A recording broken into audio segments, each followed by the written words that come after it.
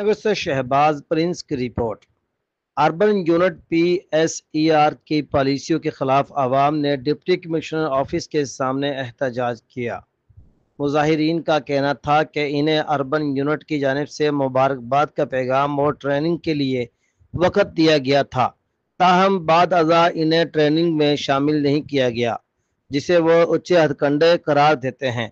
Deputy commissioner Bahawalnagar Zulfiqar Ahmad भून ने मुजाहिरीन का मौक़िफ़ सुना और फौरी तौर पर district manager urban unit Humayun शान भट्टी को हदायत जारी की कि नौजवानों के मसाइल का फिलफौर हल किया जाए और जिन उम्मीदवारों का मेरिट पर हक बनता है उनकी दाद रसी को यकीनी बनाया जाए।